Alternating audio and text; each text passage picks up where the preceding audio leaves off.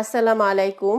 আমি কোহিনুর কবিতা, সহকারী শিক্ষক, বাংলা, বোররা হাজী নওয়াব আলী পাইলট উচ্চ বিদ্যালয়, বোররা ভার্চুয়াল স্কুল কুমিল্লা থেকে আজকের লাইভ ক্লাসে সবাইকে স্বাগত জানাচ্ছি। তো প্রিয় শিক্ষার্থীরা, কেমন আছো? আশা করি ভালো আছো। আমিও আলহামদুলিল্লাহ ভালো আছি। আমি জানি তোমরা খুব ব্যস্ত আছো।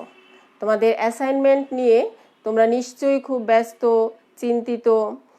তো যেহেতু অ্যাসাইনমেন্ট নিয়ে তোমরা ব্যস্ত, তো চলো আজকে আমরা অ্যাসাইনমেন্ট নিয়েই একটা ক্লাস করব। অ্যাসাইনমেন্ট নিয়ে আজকে আমরা অ্যাসাইনমেন্ট কি, অ্যাসাইনমেন্ট কেন এবং অ্যাসাইনমেন্ট কিভাবে করতে হয়, আমি এই বিষয়গুলো আলোচনা করার চেষ্টা করব। আমাদের এই ক্লাসটি আজকে 7-এর বাংলা ক্লাস। তো আমি যেহেতু অ্যাসাইনমেন্ট নিয়ে কথা বলবো, সেহেতু আমি এটাকে ষষ্ঠ থেকে নবম শ্রেণী পর্যন্ত সকল শিক্ষার্থীকেই বলবো যে এই ক্লাসটা আজকে দেখবে। কারণ তাহলে তোমাদের সবার জন্যই আজকে, যেহেতু সবার ষষ্ঠ থেকে নবম পর্যন্ত আমাদের সকল শিক্ষার্থীদের জন্যই অ্যাসাইনমেন্ট বাধ্যতামূলক, তাই আমি যে বলবো যে ষষ্ঠ থেকে নবম শ্রেণী পর্যন্ত সকল শিক্ষার্থীরা আজকে দেখবে আমাদের এই ক্লাসটা। আজকে আমি আলোচনা করব আমাদের বর্তমানে বিদ্যালয়গুলোতে আমরা শিক্ষক, শিক্ষার্থী এবং অভিভাবকরা যারা আমরা অ্যাসাইনমেন্ট নিয়ে তোমাদেরকে বুঝিয়ে দিচ্ছি, তোমাদেরকে সিলেবাস দিচ্ছি, কিভাবে অ্যাসাইনমেন্ট করতে হবে আমরা স্কুলেও বলে দিচ্ছি। তো আজকে আমরা সেই হিসেবেই সেই ক্লাসই করব। তাহলে চলো আজকে আমরা করি অ্যাসাইনমেন্ট ক্লাসটা।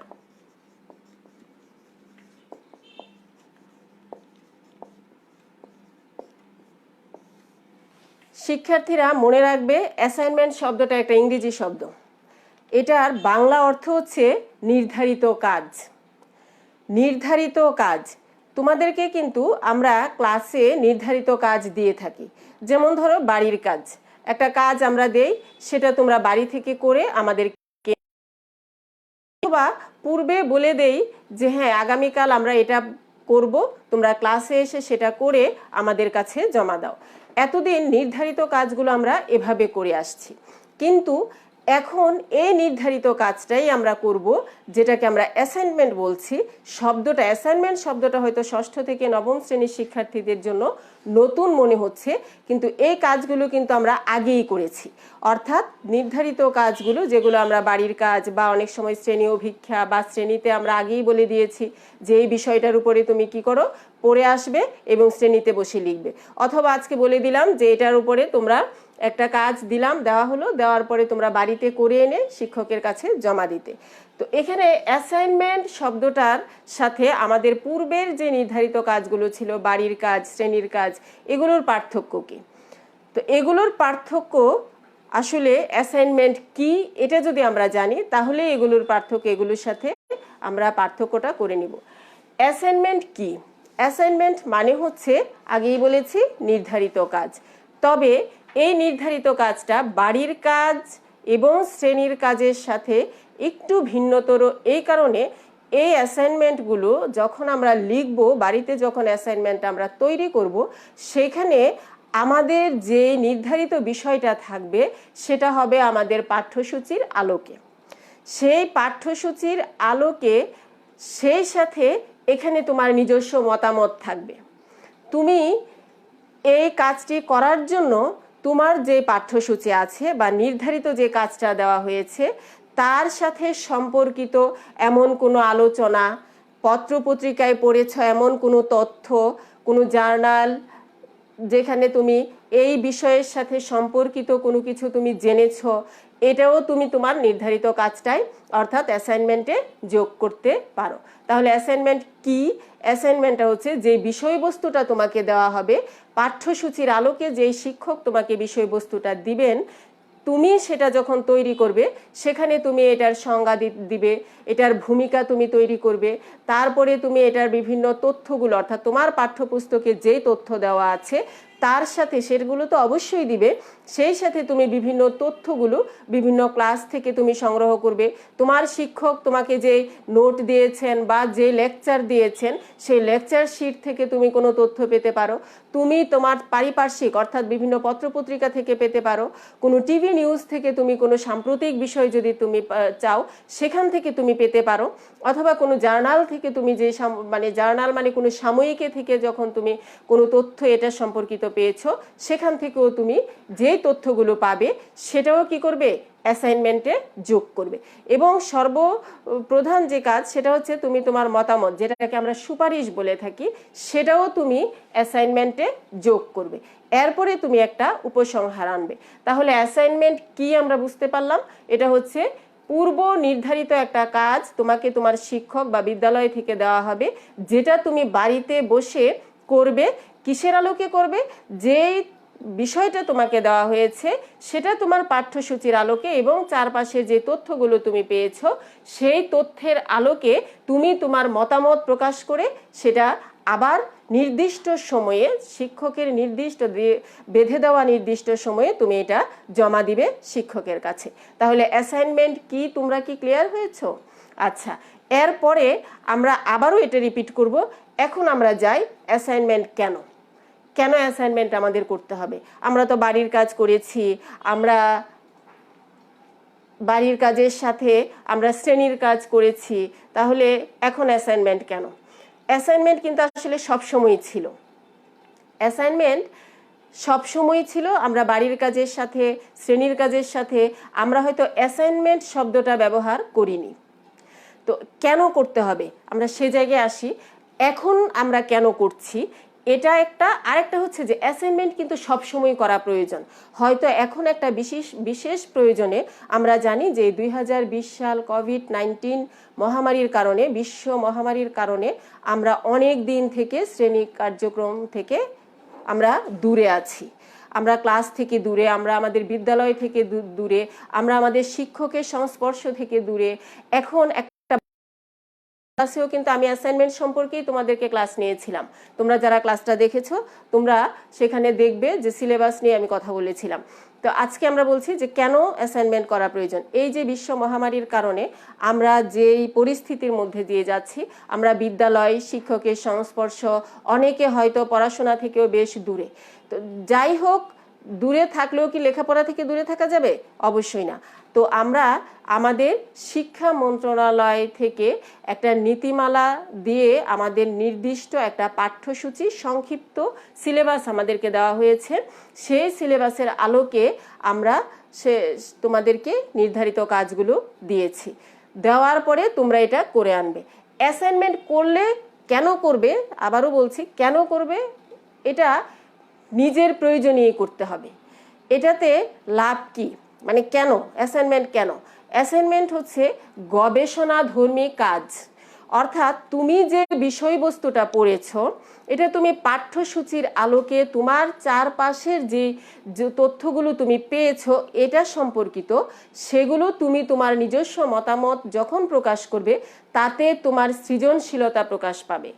তোমার নিজস্ব মতামত তুমি এখানে দিতে পারছো, তাতে কি হবে, তুমি যে একজন স্বতন্ত্র ব্যক্তি, তোমার যে পরিবেশ নিয়ে ভাবনা আছে, তোমার যে সমাজ নিয়ে ভাবনা আছে, এই বিষয়টা নিয়ে যে তোমার নিজস্ব কিছু মতামত আছে, সেখান থেকে আরও ভালো কিছু আমাদের সমাজের জন্য, প্রতিষ্ঠানের জন্য, রাষ্ট্রের জন্য আমরা তোমাদের কাছ থেকে ভালো কিছু পাবো।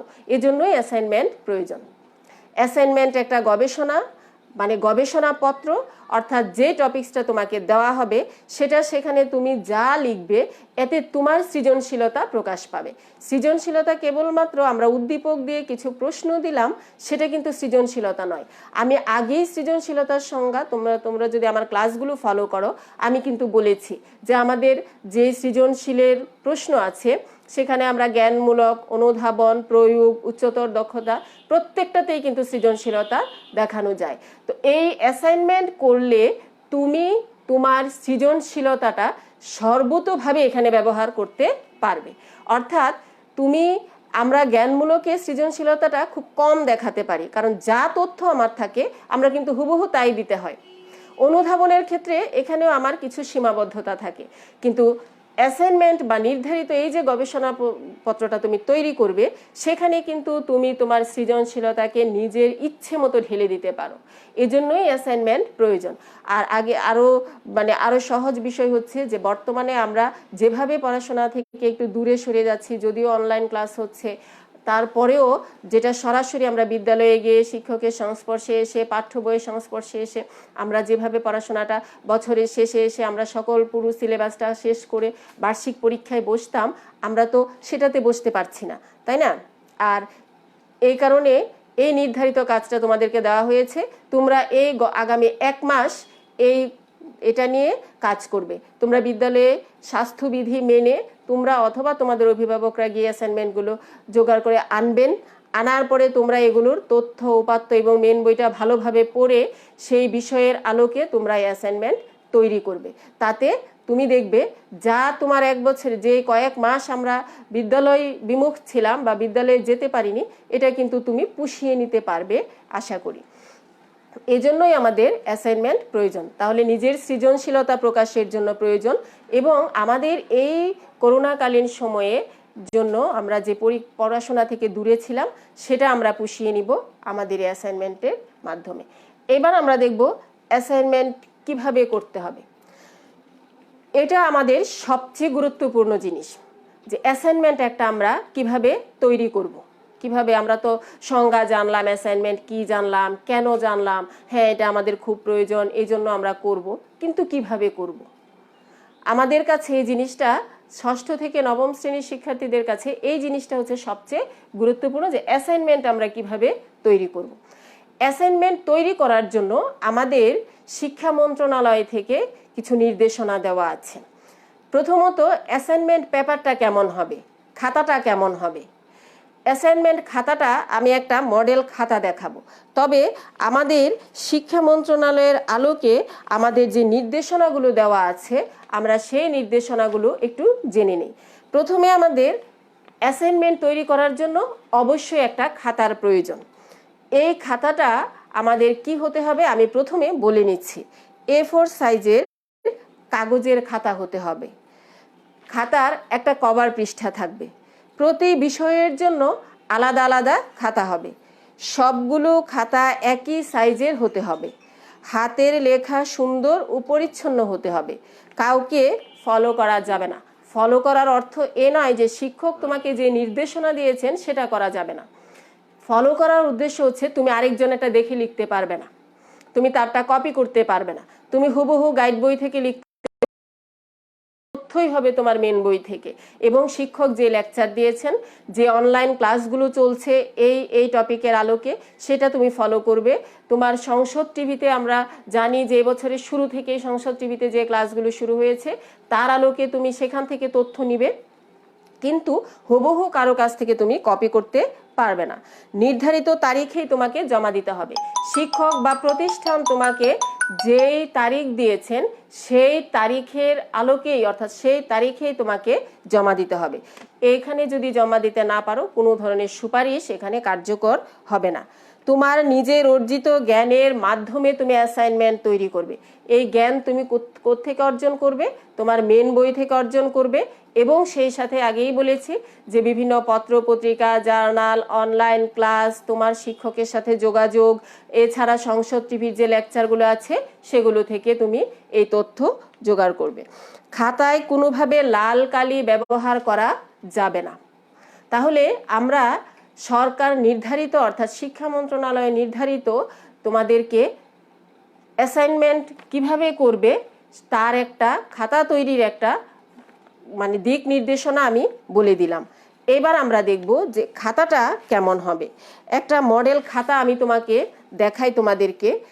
তোমরা দেখো আমার হাতে একটা খাতা আছে, তোমরা কি দেখতে পাচ্ছ? খাতাটা দেখা যাচ্ছে ক্যামেরায়? আচ্ছা, দেখো এই খাতার উপরে কি কি আছে। এখানে একটা বিদ্যালয়ের নাম আছে। যেহেতু আমি বরুড়া হাজী নওয়াব আলী পাইলট উচ্চ বিদ্যালয়ের শিক্ষক, তাই আমার বিদ্যালয়ের নামটাই এখানে আমি দেখাচ্ছি। যে এখানে দেখো বিদ্যালয়ের নাম আছে অ্যাসাইনমেন্ট 2020। এরপরে আমি আমার বিদ্যালয়ের একটা লগো এখানে ব্যবহার করেছি।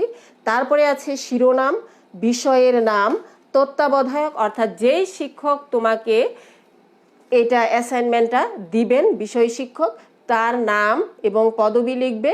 এরপরে পাশেই আছে প্রস্তুতকারী, অর্থাৎ যে শিক্ষার্থী প্রস্তুত করবে এটা, শিক্ষার্থীর নাম, শ্রেণী, রোল, শাখা, গ্রুপ, মোবাইল নম্বর এবং সে সর্বশেষ আছে জমাদানের তারিখ। একটা অ্যাসাইনমেন্টের কভার পেজ, এটা হচ্ছে এটা যে আমি দেখাচ্ছি, এটা হচ্ছে একটা কভার পেজ। তাহলে প্রিয় শিক্ষার্থীরা তোমরা দেখো, এই হচ্ছে কয়েক পৃষ্ঠার একটা খাতা, যেটার প্রথম পৃষ্ঠাটা অর্থাৎ কভার পেজটা দেওয়া আছে। এখানে আমি দেখো স্টেপলার করে নিয়েছি। এই স্টেপলারটা আরও সুন্দর করা যায়, এখানে আমরা আরেকটা কভার দিয়ে সুন্দর করে স্টেপলারটা না দেখিয়ে আরও সুন্দর করে খাতাটাকে করা যায়। তবে তথ্য কিন্তু বিদ্যালয়ের নাম, শিরোনাম, বিষয়ের নাম, তত্ত্বাবধায়ক বা যেই শিক্ষকের নাম এবং যে প্রস্তুত করছো তোমার নাম, শ্রেণী, রোল এবং জমাদানের তারিখ, তথ্য কিন্তু এগুলো। তবে লগোটা বাধ্যতামূলক নয়, যদি তুমি হাত দিয়ে এটা করো। আমি এটাকে কম্পিউটার করে নিয়েছি, যার কারণে আমি খুব সহজে এখানে লগোটা ব্যবহার করতে পারছি। যদি কম্পিউটার নাও করো তাতেও কোনো সমস্যা নাই, তুমি ইচ্ছে করলে এটাকে সুন্দর ডিজাইন দিয়ে এটাকে তুমি আরও নিজের মতো করে, অনেকে আছে খুব ভালো আঁকতে পারে, সে সুন্দর করে বর্ডার করে তার বিদ্যালয়ের নামটা লিখতে পারে, প্রতিষ্ঠানের নামটা লিখতে পারে, সে কিন্তু এটা হাতেও ডিজাইন করতে পারে। তবে যেহেতু এটা আমি কম্পিউটার করে নিয়েছি এবং আমার কাছে মজা লাগছে যে এখানে আমি একটা লগো ব্যবহার করতে পারছি, তাহলে এই গেল আমার একটা কভার পেজ, যেটা আমি নিজের ইচ্ছে মতো সাজিয়ে নিব। তবে তথ্য কিন্তু সব এক, বিদ্যালয়ের নাম, শিরোনাম, বিষয়ের নাম, তারপরে যে শিক্ষক এই টপিকটা দিবেন তোমাকে তার পরিচয় বা তার নাম, তারপরে আছে তোমার নিজের এবং জমাদান। এই খাতাটার ভিতরে আমরা পরের খাতাটা যখন খোলা হবে তারপরেই আছে দেখো সূচিপত্র। সূচিপত্র আমি লিখেছি, আমি কিসের আলোকে সূচিপত্র লিখেছি আমি দেখাবো যে আমি আজকে কোনটার উপরে আমি একটা অ্যাসাইনমেন্ট তৈরি করেছি। তো এখানে সূচিপত্র মানে আমার কভার পেজের পরেই পৃষ্ঠাটা হচ্ছে সূচিপত্র। এখানে দেখো সূচিপত্রের জায়গাটাও তুমি তোমার ইচ্ছে মতো সাজিয়ে নিতে পারো। আমি তো খুব বেশি সাজাতে পারিনি, কিন্তু তোমরা কিন্তু ইচ্ছে মতো, তবে অবশ্যই লাল কালি ব্যবহার করবে না। এই ক্ষেত্রে তুমি তোমার সাইন পেন ব্যবহার করতে পারো, বিভিন্ন কালার ব্যবহার করে সুন্দর করে। তবে সুন্দরটা যেন এমন না হয় যে কেবলমাত্র ডিজাইনটাই মুখ্য হয়ে যায়, তোমার যে মূল যে টপিক সেটা যেন হারিয়ে না যায়। এভাবে আমরা যাব, এরপরে একের পর এক খাতার মধ্যে আমরা সূচিপত্র অনুযায়ী আমরা যেই ভাবে আমরা নিয়েছি, যেমন এখানে ভূমিকা, বর্ণনা, ব্যাখ্যা, বিশ্লেষণ, সমাধানের উপায়, সুপারিশ এবং উপসংহার, এভাবে তুমি একের পর এক পৃষ্ঠা করবে। এবং লেখার সময় এই যে ধরো আমি সূচিপত্র এখানে লিখলাম, আমি কিন্তু তার পরের পৃষ্ঠায় কিছু লিখব না, এরপরে আমি লিখতে যাব তারপরে, অর্থাৎ A4 সাইজের যেই খাতাটা আমরা নিব, যে কাগজটা নিব, সেখানে এক পৃষ্ঠায় লিখবে, পরের পৃষ্ঠায় লিখবে না। তাহলে এটা হচ্ছে একটা খাতা অ্যাসাইনমেন্ট তৈরির, আশা করি বুঝতে পারছো। এইবার আমরা দেখব যে একটা বিষয়বস্তু যখন আমি লিখব তাহলে এটা কেমন হবে। আমি একটা উদাহরণ হিসেবে ধরো অষ্টম শ্রেণীর একটা বিষয় আমি নিলাম। আমরা অষ্টম শ্রেণীর, আমাদের তো যেহেতু সিলেবাস নির্দিষ্ট করে দেওয়া হয়েছে, এটাকে আমরা বলছি সংক্ষিপ্ত পাঠ্যসূচি, সংক্ষিপ্ত সিলেবাস। এই এক মাসের ভিতরে আমরা এগুলো পড়ব, অর্থাৎ আগেই আমরা যে অনলাইনের ক্লাসগুলো আমরা হচ্ছিল তার মধ্যে কিন্তু আমাদের অনেকগুলো পড়ানো হয়ে আছে, এগুলো আমরা ধীরে ধীরে করব। তো আমরা ধরো অষ্টম শ্রেণীর নারী কবিতাটা, এটা আমাদের সিলেবাসে আছে।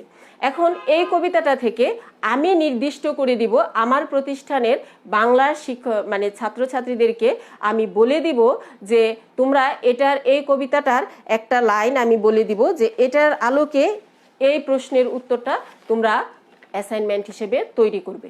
যেমন ধরো নারী, কাজী নজরুল ইসলামের নারী কবিতা, যেখানে নারীদের অধিকার কবি বলেছেন, নারীদের কথা বলেছেন। তিনি বলেছেন যে কত খুন দিল নারী, লেখা নাই তার পাশে, অর্থাৎ কত নারীরা তাদের জীবন উৎসর্গ করেছে, একটা সন্তান তৈরি করেছে, সেই সন্তান যখন বীর হয়েছে সেই বীরের স্মৃতিস্তম্ভে তার নাম লেখা আছে, কিন্তু সেই মায়ের নাম কিন্তু লেখা নাই। তো এভাবে তিনি নারীর অবদানের কথা বলেছেন। তো এখানে আমি যদি এই কবিতাটা থেকে একটা অ্যাসাইনমেন্ট তৈরির জন্য তোমাদেরকে একটা টপিক আমি নেই, তাহলে ধরো আমি নিলাম যে বাংলাদেশের আর্থসামাজিক উন্নয়নে নারীদের অবদান ব্যাখ্যা করো। এটা কি নেওয়া যাবে না? অবশ্যই নেওয়া যাবে। নারী কবিতার আলোকে বাংলাদেশের আর্থসামাজিক উন্নয়নে নারীদের অবদান ব্যাখ্যা করো। মনে করো এটা হচ্ছে তোমার অ্যাসাইনমেন্ট তৈরি, মানে তৈরির জন্য আমি নির্দিষ্ট করে দিলাম, আজকে বললাম আজকে 3 তারিখ, তোমরা 8 তারিখ এই অ্যাসাইনমেন্টটা জমা দিবে। এখন তুমি কি করবে? আমি আবারও বলছি, ধরো 8ম শ্রেণীর নারী কবিতা থেকে নারী কবিতার আলোকে তুমি বাংলাদেশের আর্থসামাজিক উন্নয়নে নারীদের অবদান ব্যাখ্যা করো। তুমি কি করবে? ব্যাখ্যা করবে, এটার একটা অ্যাসাইনমেন্ট তৈরি করে আজকে 3 তারিখ দিলাম, তুমি 8 তারিখ ধরো আমার স্কুলে আমার কাছে এটা জমা দিবে। এখন তুমি অ্যাসাইনমেন্ট কিভাবে লিখবে? তুমি তো অ্যাসাইনমেন্ট কি জেনেছো, নির্ধারিত কাজ, লেকচার শুনেছো, তুমি কি করেছো, তুমি লেকচারগুলো শুনেছো, কবিতাটা পাঠ করেছো, পুরো কবিতাটা বইয়ে যে যে তথ্যগুলো আছে সবগুলো পাঠ করেছো, তাহলে তোমার সকল কিছু তুমি জেনেছো। এখন তোমার কাজ হবে বাড়িতে গিয়ে এই ধরনের একটা খাতা তৈরি করা। এই খাতাটার ডিজাইন যে হুবহু এমনই হতে হবে এমন কিন্তু নয়, আবারও বলছি, তবে তথ্যগুলো কিন্তু এমন হতে হবে, এই তথ্যগুলো কিন্তু থাকতে হবে। তুমি এরকম একটা খাতা তৈরি করলে, করার পরে তুমি এটার আলোকে যখন করবে তখন তুমি কি করবে? আমাদের মূল যেই বিষয়টা যে অ্যাসাইনমেন্টের কি লাগবে, আমাদের ভূমিকা লাগবে। সূচিপত্রে আমরা যে টপিকটা দিব সেই টপিকের আলোকে তুমি যে কি কি লিখবে, প্রথমেই আছে ভূমিকা, অর্থাৎ তুমি এখানে ভূমিকাটা লিখবে। এরপরে তোমার হতে পারে যে যেহেতু আমি বলেছি বাংলাদেশের আর্থসামাজিক উন্নয়নে নারীদের অবদান ব্যাখ্যা করো, তাহলে তোমাকে কি করতে হবে? আর্থসামাজিক উন্নয়নের সূচকগুলো উল্লেখ করতে হবে। তাহলে আর্থসামাজিক উন্নয়নের সূচকগুলো কোত্থেকে পাবে? এই ক্ষেত্রে তোমাকে আগেই বলেছি বিভিন্ন লেকচার শুনবে, তোমরা পত্রপত্রিকা থেকে এগুলো তথ্যগুলো নিতে পারো, বিভিন্ন জার্নাল থেকে তোমরা এই তথ্যগুলো নিতে পারো, আমাদের পারিপার্শ্বিক বিভিন্ন আমরা টিভি নিউজ থেকে আমাদের এই তথ্যগুলো পেতে পারি। এছাড়া আমরা গুগলে সার্চ দিয়ে, ইন্টারনেটের গুগলে সার্চ দিয়ে আমরা তথ্যগুলো পেতে পারি, আমরা উইকিপিডিয়া থেকে এই তথ্যগুলো পেতে পারি। তাছাড়া বাংলা কোনো তথ্য পেতে হলেও আমাদের ইন্টারনেট থেকে সার্চ করলেই কিন্তু আমরা পাই। তাহলে ভূমিকা, আর্থসামাজিক উন্নয়নের সূচক, বর্ণনা, এখানে এবার তুমি নিজের মতো করে বর্ণনা করবে, ব্যাখ্যা করবে, বিশ্লেষণ করবে। আর্থসামাজিক উন্নয়নে নারীদের যে অবদান সেটা দেশি এবং বিদেশি বিভিন্ন তথ্যের মাধ্যমেই হতে পারে। আর্থসামাজিক উন্নয়নে নারীদের যে অবদান, এটা দেশীয় কোনো এক্সাম্পল তুমি ব্যবহার করতে পারো, বিদেশি কোনো এক্সাম্পলও তুমি ব্যবহার করতে পারো। এছাড়া উদাহরণ, অর্থাৎ এই যে অবদানটা হওয়া প্রয়োজন, এই উদাহরণ কিন্তু এটার সাথে আসতে পারে, অর্থাৎ বিশ্বের তুলনা, উন্নত বিশ্বের তুলনা, এটাও কিন্তু তুমি দিতে পারো। সমস্যা, প্রতিকূলতা, অর্থাৎ এই যে অবদানগুলো তারা যে কাজ করতে চায় কিন্তু কি কি সমস্যা হয় বা এটার প্রতিবন্ধকতাগুলা কি কি, এগুলা কিন্তু তোমাকে উল্লেখ করতে হবে। সমাধানের উপায় কি? এরপরে প্রশাসনের ভূমিকা এখানে কি হতে পারে, তোমার বিদ্যালয়ে নারীদের অবদানের ক্ষেত্রে কি কি ভূমিকা রাখতে পারে, অথবা তোমাকে এই ভূমিকা, একজন শিক্ষার্থীকে ভূমিকাগুলো রাখার জন্য কিভাবে সাহায্য করতে পারে সেটাও তুমি দিতে পারো। এরপরে আসে সুপারিশ বা তোমার নিজস্ব মতামত এবং উপসংহার। আমার কাছে ধরো আমি তো একটা নির্দিষ্ট টপিক তোমাদেরকে বললাম দেখে এভাবে হয়, কিন্তু মূল কয়েকটা জিনিস তোমাদের অ্যাসাইনমেন্ট তৈরির জন্য লাগবে, সেটা হচ্ছে ভূমিকা, বর্ণনা, ব্যাখ্যা, বিশ্লেষণ, উদাহরণ বা যে কোনো তুলনা, এটা দেশের, আমাদের দেশের বা উন্নত বিশ্বের কোনো তুলনা হতে পারে, সমাধানের উপায়, প্রশাসনের ভূমিকা, বিদ্যালয়ের ভূমিকা, সুপারিশ এবং মতামত তুমি প্রকাশ করবে এবং উপসংহার। তো এটা এভাবে আমরা আমাদের অ্যাসাইনমেন্ট তৈরি করতে পারি। আমার কাছে অ্যাসাইনমেন্ট নিয়ে তোমরা কিন্তু অনেকেই ঘাবড়ে যাও, আসলে ঘাবড়ানোর কিছু নাই। তোমাদেরকে যে খাতাটা আমি দেখালাম, কভার পেজের পর সূচিপত্র, তারপরেই আমি কিন্তু এখানে লিখিনি। তোমরা যখন লেখা শুরু করবে তোমাদের হাতের লেখা কিন্তু অবশ্যই পরিচ্ছন্ন হতে হবে, সেই সাথে বানানগুলো সঠিক হতে হবে। তো এই অ্যাসাইনমেন্ট তৈরি করা নিয়ে যে সমস্ত শিক্ষার্থীরা উদ্বিগ্ন, অভিভাবকরা উদ্বিগ্ন বা মানে তোমরা একটু ব্যস্ততার মধ্যে আছো, আমি তোমাদেরকে বলবো অ্যাসাইনমেন্ট তৈরি করা অন্যান্য পড়া থেকে, পরীক্ষা থেকে আমার কাছে খুব সহজ এবং মজার মনে হয়। দেখো, তুমি অন্যান্য জিনিস যখন বাড়ির কাজ দেওয়া হয়, তুমি শুধু বইয়ের আলোকে, পাঠ্যসূচির আলোকে লিখে যাও। এখানে কিন্তু তুমি তোমার মতামত প্রকাশ করতে পারো, এখানে কিন্তু তুমি তোমার সৃজনশীলতাটা ইচ্ছে মতো ঢেলে দিতে পারো যে আসলেই এই বিষয়গুলো সমাজের জন্য, রাষ্ট্রের জন্য কতটুকু উপযুক্ত, কতটুকু নয়। তুমি তোমার পাঠ্যসূচির আলোকে এগুলো তুলে ধরতে পারো। সুপারিশ বা মতামত, এই জায়গাটা কিন্তু খুব গুরুত্বপূর্ণ। তুমি তোমার পাঠ্যসূচির আলোকে এখানে এগুলো তুলে ধরবে। তো তাহলে আমরা অ্যাসাইনমেন্ট কিভাবে হবে, আমরা খাতা দেখলাম, আমরা অ্যাসাইনমেন্টের একটা উদাহরণ দেখলাম। এখন তোমরা, আমি আরেকটা জিনিস করব, যে সেটা হচ্ছে আমরা দেখতে পাচ্ছি যে অনেক ক্লাসে সৃজনশীল, অর্থাৎ সৃজনশীল তো আগেই বলেছি সবগুলোই, যে কোনো কাজ, যেমন আমি যে অষ্টম শ্রেণীর বললাম বাংলাদেশের আর্থসামাজিক উন্নয়নে নারীদের অবদান ব্যাখ্যা করো, এটাও কিন্তু একটা সৃজনশীল প্রশ্ন। কারণ সৃজনশীলতা হচ্ছে তুমি তোমার মতকে প্রকাশ করবে, তুমি তোমার সৃজনশীলতা এখানে দেখাবে, তুমি যেভাবে এটাকে, যতভাবে তথ্য উপাত্ত দিয়ে এটাকে সাজানো যায় তুমি সেটা প্রকাশ করবে। হয়তো তোমার এই অ্যাসাইনমেন্টটাই পরবর্তীতে সমাজের জন্য, রাষ্ট্রের জন্য একটা গুরুত্বপূর্ণ বিষয় হয়ে দাঁড়াবে। তোমার এই মতামতটাই হয়তো এক সময় আইনে গিয়ে পরিণত হতে পারে। তাহলে প্রিয় শিক্ষার্থীরা, তোমরা অবশ্যই এই অ্যাসাইনমেন্টগুলো খুব গুরুত্ব দিয়ে করবে। তোমাদেরকে আরেকটা তথ্য বলে দিই যে অ্যাসাইনমেন্ট নিয়ে খুব বেশি ঘাবড়াবে না। এই কারণে আমরা কিন্তু এখানে নাম্বার দিব না, আমরা এটা তোমাদেরকে যে পরবর্তী ক্লাসে উঠতে হবে সেই ক্ষেত্রেও এটার ভূমিকাটা খুব বেশি প্রভাব ফেলবে না। কিন্তু এইটা দিয়ে তুমি কিন্তু তোমার সৃজনশীলতা, তোমার ব্যক্তিত্ব, তুমি যে একজন শিক্ষার্থী, সমাজের, রাষ্ট্রের একজন সচেতন নাগরিক, সেটা কিন্তু তুমি প্রকাশ করতে পারবে। তাহলে আমরা দেখলাম, এবার আমরা দেখব যে একটা সৃজনশীল প্রশ্ন অর্থাৎ উদ্দীপক সহ যদি একটা অ্যাসাইনমেন্ট হয় তাহলে আমরা খাতায় কিভাবে লিখব। আমার কাছে ক্লাস 7-এর একটা উদ্দীপক সহ প্রশ্ন আছে। যেমন আমি উদ্দীপকটা পড়ছি, প্রশ্নটা পড়ছি। উদ্দীপকের ভাড়াটিয়া মনোয়ারা হোসেন বাড়ির মালিক হামিদ সাহেবের শিশু সন্তান আহনাফকে আদর সোহাগ করেন। নিঃসন্তান মনোয়ারা হোসেন প্রায়ই অফিস থেকে ফেরার পথে আহনাফের জন্য খেলনা, খাবার সহ বিভিন্ন উপহার নিয়ে আসেন।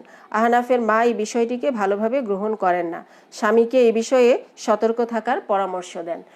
এই হচ্ছে আমাদের উদ্দীপক। তারপরে আমাদের প্রশ্নগুলো হচ্ছে, উদ্দীপকের আহনাফের মায়ের সাথে মিনুর মা কোন দিক থেকে গুরুত্বপূর্ণ, ব্যাখ্যা করো। মানে উদ্দীপকের আহনাফের মায়ের সাথে মিনুর মার কোন দিক থেকে মিল রয়েছে তা ব্যাখ্যা করো। উদ্দীপকের মনোয়ার হোসেনের চরিত্রের সাথে আমাদের কাবুলিওয়ালা গল্পের মূল ভাব প্রতিফলন ঘটেছে, উক্তিটি বিশ্লেষণ করো। এখন আমরা এটা বুঝতে পারছি কাবুলিওয়ালা গল্পের থেকে আমাদের নেওয়া হয়েছে, একটা উদ্দীপক দেওয়া হয়েছে, তারপরে দুইটা প্রশ্ন দেওয়া হয়েছে। এখন খাতাটাই কিভাবে লিখবে, আমরা তো শিরোনামের জন্য এখানে জায়গা রেখেছি। তুমি এখানে শিরোনাম কি লিখবে, তুমি বিষয়ের নাম বাংলা লিখবে। শিরোনামের ক্ষেত্রে উদ্দীপক, এখানে শিক্ষকরা তাদের মতো করে, এক একজন শিক্ষক মানে যেভাবে একটা অ্যাসাইনমেন্টের মোটামুটি, আসলে অ্যাসাইনমেন্টের সঠিক কোনো দিক নির্দেশনা কিন্তু নাই, তবে মোটামুটি একটা দিক নির্দেশনা আমরা যেগুলো পালন করি বা যে নির্দেশনাগুলো আমরা বললাম সেগুলো ঠিক রেখে কিন্তু একজন শিক্ষক তার সৃজনশীলতা, শিক্ষকও তার সৃজনশীলতা প্রকাশ করতে পারেন। এখানে আমরা শিরোনামটা, আমরা গল্পটা নিতে পারি। যেহেতু আমি এখানে উদ্দীপক, শিরোনামের জায়গায় আমি পুরো উদ্দীপক বা প্রশ্নটা লিখতে পারবো না, এখানে শিরোনামের ক্ষেত্রে আমরা যে গল্পটা থেকে নেওয়া হয়েছে সেই গল্পটা এবং লেখকের নামটা ব্যবহার করতে পারি। এরপরে বিষয়ের নাম তো আমরা লিখবই। তাহলে আমরা সূচিপত্রের পরে অথবা সূচিপত্রের আগে আমরা উদ্দীপক এবং প্রশ্নটা লিখে নিতে পারি। যদি লিখে নেই তাহলে শিক্ষকের জন্য সহজ হবে খাতাটা দেখার। তাহলে আমরা দেখলাম যে অ্যাসাইনমেন্ট কাকে বলে। অ্যাসাইনমেন্ট নির্ধারিত কাজ যেখানে শিক্ষার্থী তার নিজস্ব মতামত, শ্রেণী, এবং শ্রেণীর পাঠদান, যেহেতু শ্রেণীর পাঠদান কার্যক্রম বন্ধ আছে, সে বিভিন্ন অনলাইন ক্লাস থেকে তথ্যগুলো নিবে, সংসদ টিভি থেকে তার তথ্যগুলো নিবে, পাঠ্য বইয়ের আলোকে সে তথ্যগুলো নিয়ে একটা নির্ধারিত কাজ যেটা বিদ্যালয় কর্তৃক শিক্ষক কর্তৃক তাকে দেওয়া হয়েছে সেটা সে তৈরি করবে।